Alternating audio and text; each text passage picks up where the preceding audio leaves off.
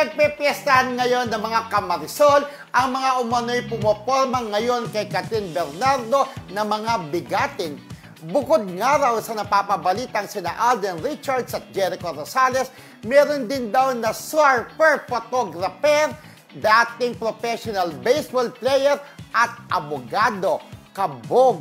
Oh, di ba? Ibig sabihin, after nang makipag-iwalay talaga si Kathryn, dahil Kathryn Bernardo, maganda, sikat. Talaga ang mga nanliligaw din ay mga bigatin, hindi basta-basta. Yes. Kung si Kim Chiu, Diyos ko, marami na nanliligaw ngayon. Ito rin si Kathryn, hindi nagpapauli. Nung nakipag-iwalay sila, di ba? Oo. Oh, talbog. Yes, pagkakataon na nila yun ang pumorma. Pero ako sa nakikita ko yung mga baseball player before, yung sikat na photographer, abogado, lamang na sa akin si Alden. Sa tingin ko lang sana. Para sa tingin ko. Hindi mo lang minsan kasi minsan pag mga non-showbiz yan, mas totoo, di ba? Kasi walang pinopromote, walang di ba? Correct. Ayan. Pero tingnan na lang din natin kung sino among her suitors ang magugustuhan ni Kathryn Bernardo. Malalaman din Saka naman, chismis lang, friendship, wala namang resibo talaga na nasandamakmak talaga yung mga nanliligaw na yan. Oo, parang ganon. Yes.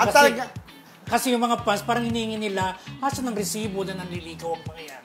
Pero ang talagang nakikita lang talaga ngayon si Alden at si Jericho since pareho silang taga-showbiz, Pero, diba? oo, may nagsabi na rin sa akin dun tungkol dun nga sa mga nabanggit abogado, na mga baseball diba? player. Ni Tital. Ayun na naman. Nabanggit nga niya yung maraming nanliligaw sa kanya.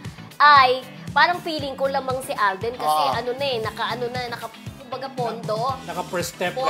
First step. Yung lagi moments nagkikita. together, diba? Parang kasi lamang sa akin yung ganun, may pinagsamahan.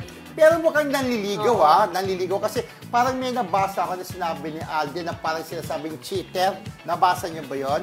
Parang may post si Alden na nanliligaw pa lang ako. Cheater na yon, yung nanliligaw pa lang. Pero maraming fake kasi sa art, card medyo natin muna yan. Correct. I-check natin kung sinabi niya. Mayroong patulan, di ba? Mayroong patulan. Hindi naman si Alden yun, di ba? Ay, maraming gumagawa ng ganun, di ba?